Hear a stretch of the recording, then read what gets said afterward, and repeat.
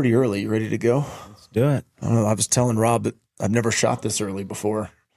So we'll see how this one goes. It'll be fine. You ready to go? Yeah, I'm ready. You look like you got good sleep. I did pretty good. You're looking pretty. I'm an this early morning. guy, though. You're an early guy. I am too, but early shooting podcasts. I don't know. Well, get that brain working there. We're going to be talking today. It's kind of a unique barrier or roadblock that has happened to Rob's. And if you've listened to some of the podcasts we've been doing, we've been talking about remote monitoring, efficiencies, creating a different type of patient experience, existing patient experience, even more importantly. Well, when he was going to this all aligner, all Invisalign practice, there's some barriers that have crept up. And you want to talk to him about some of the unexpected that the GPs and some of it kind of blows me away. It's been the orthos too, but it has. Yeah, I think one of the things that crept up that I guess I wasn't planning on, you think you have these referral relationships and you do, but I found that if they don't believe that you can do cases with Invisalign just like you can with braces, then they start referring to the people who do braces. Yeah. If you're the Invisalign guy and they don't believe you can do it, now that referral goes to a braces, especially if one of their patients says, I want braces. They don't even look past that. The referral card goes to the one that does braces. Yeah. There's so many hidden, I've talked to Invisalign about this for years. This is one of these hidden data points that nobody can put their finger on. You can just imagine patient goes into hygiene, expresses interest in ortho. Dentist, hygienist don't think that particular case can be done with aligners. They are not, and this has happened to them, they are not going to say, yeah, here, go see Rob Shafer. They're going to send him somewhere else. And that's a loss. I mean, who the heck knows how many times that's happened? It could be hundreds of starts. You have no idea. A lot. Yeah. And I mean, one of the things we teach on here, and then all of you, is this infinite data point where it's the ones you can't put your finger on. Those are the biggest losses there are. So you've got that, or like he just said, you've got the ones that express, I want braces. And if he's an all Invisalign practice, they don't even give him the opportunity. And yeah. And he, with them and also with patients, the general population is parents. I did braces, so that's what my kids are going to do. That's what works. And they think a misconception that Invisalign is more, costs more. It doesn't, in our office. Mm-hmm. And so, if they're not thinking aligners, then their mind's going to someone who, their friends who the orthodontist that does braces. And so it's all of that. And I pay attention to it because in our area, there's a lot of little kids. So our neighbor across the street, our cousins back home, or I guess my brother-in-law's kids, so whatever that makes them to me. What does that make them to me? Your brother, they're your nephews. Nephews. Yeah, that's the word. Yeah. I mean, it's early. I'm telling you. Let's see. I'm trying to get warmed up. I guess so. Yeah. But every single kid, I mean, I could name 20. Every single one is in braces. Yeah. And I think that the all Invisalign approach, in the fact that it can treat, and it's the part in the ortho world, like maybe I get it in the GP world, but even in orthodontics, and it creates this confusion of, I mean, you all can just imagine, family goes into practice one, and they're like, nope, you can't do this with Invisalign or aligners. Can't be done. Yeah. They're like, well, they're already seeing multiple opinions because that's what people do. So they go into practice two. Maybe that's yours. You're like, oh yeah, we knocked this out with Invisalign all day long. And they're like, well, what the hell? The other person said they can't do it. Now there's confusion, and confusion leads to no sale. That's in any industry. And this just creates I want to think about it. But man, the barriers for all of you out there, if you're trying to grow chair to chair with whatever type of aligner, you're going to, and that's something we're doing now together, is this outreach and study clubs at your practice when I come in.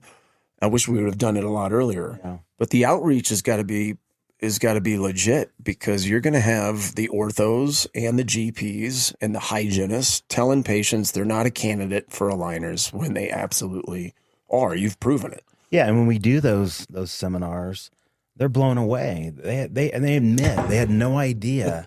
And I guess that's kind of my fault in not educating them along the way too. But that's a point. You kind of want to do that unless you're resolved to that's what you want to do. And that's what I was resolved that that's what I wanted to do regardless. So that is what it is. But yeah, they have no idea. And the hygienist, they said, if I would have known this 6 months ago, I would have brought my child to you. I remember. And not the one that's doing the braces. So it's all about the education. And it's amazing in this day and age that there's so much unbelief surrounding aligners and dental monitoring and all the above. The whole thing. Yeah. And the other thing is when you lose that opportunity, because even when we get second opinions and people, they think they want the braces, but when you go over all the advantages, time savings on their part and everything else, we highly convert them to aligners. But if you don't have that chance, then you lose that too. And well, that's the piece.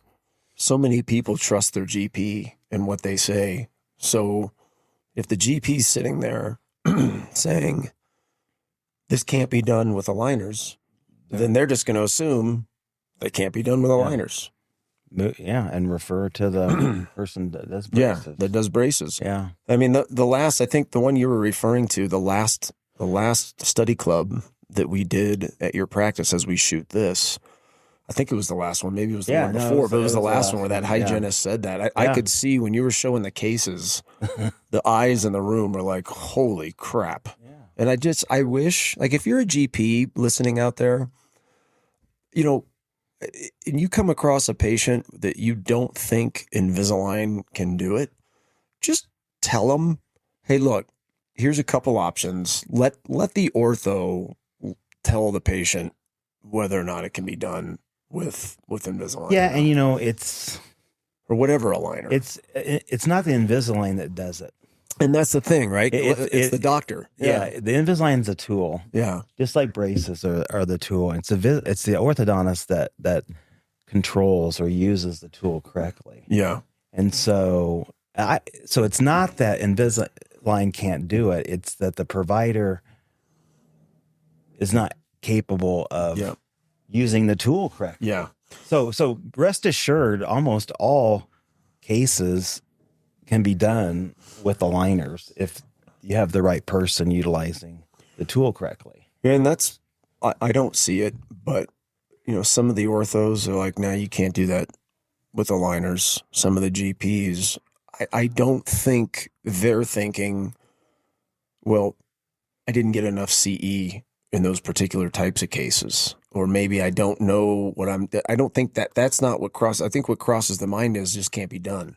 But you're so right. I mean, that's why the investment's in you and not the tool. Well, I think unfortunately, they're getting a lot of that information from orthodontists who prefer to do braces and don't say that Invisalign can't be done with it. Yeah. And so that's where they're getting their information, I think.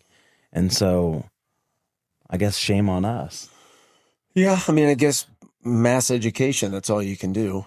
So we'll keep it up at your practice. But yeah, just a barrier we thought we would talk about today that, I mean, I think we thought about it, but I don't think we thought about it to the extreme it's become of what it's done locally.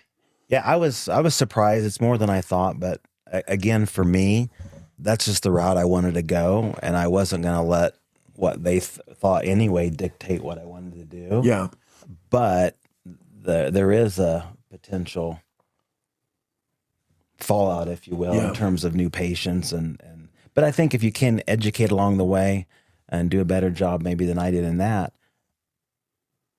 then I think it helps. I mean, it's helping with what we're doing, and educating them. And it's a slow drip, but it's helping. Slow, but I think there's some that'll never get. I mean, you could show every case on the planet, and it's the old belief perseverance, where they're going to believe what they believe, and there's no fact.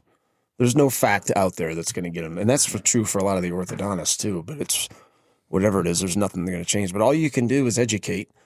For those of you out there that are new patient group clients now, I mean, this is something for our on-site visits. that I want to do more and more of is these study clubs, the pedos, the GPs, whoever, just to keep the education up. So, keep that in mind. But for those of you out there who aren't, you need to make sure that you're having these study clubs at your practice. Show them around, show them the tech you're using, and then educate them on why you're the expert in the aligners. Because you make a good point. I mean, we talk about it, but it's easily lost, is the investment's in you. It's not in the tool, which the team needs to be selling actively as a reason to buy from you to begin with. But yeah, we thought we'd just put one together on these barriers that, again, they're silent killers because you don't know how many every day in your community. And this is, we'll end on this. I've told Invisalign this for years. Imagine how many patients every day across the country, world for that matter, but across the country are being told you're not an Invisalign candidate. How many thousands of times a day that happens across the country. And because you can't put your finger on it, nobody focuses on it. But if there was mass outreach just from an Invisalign growth standpoint as a company, how much that would help them grow. Yeah, not only that, but how many patients aren't being treated who need to be treated, but adults in particular. Yeah. When they're told Invisalign or aligners can't do this. Yeah. And therefore, braces are the only option, but they don't want braces. Yeah. Yeah. So now they're going untreated, and all the sequelae that can happen from that. Infinite data. Yeah. Can't put your finger on it. And those are the killers. But man, it's hard to convince people of that. All right, everybody. Hope you enjoyed it. It was good, right? Yeah. Not bad for early morning shoot. I think it's fine. Yeah. Nobody threw anything at us. That's good. I think you're. It's working. It came around. It came around. I couldn't think of nephew. No, and I blame that on. And I don't. Yeah, you couldn't think of nephew, and I don't really think you introduced us at the beginning. Oh yeah, we did. We just went right in. We went right in. Is it too late? I'm Brian. I'm Dr. Shafer. Hey, you said doctor. I did. Yeah, look at you. Look at that. If you've been listening for a while, you understand why I got excited at that. But cool, everybody. If you're watching on YouTube, hey there, make sure to thumb this up. Share with friends, colleagues, whoever wants to get better personally and professionally. Make some comments for us. And audio experience listeners, make sure to write us a 5-star review and spread the word about the Brian Wright Show. We'll see everybody soon. Bye-bye. Bye-bye.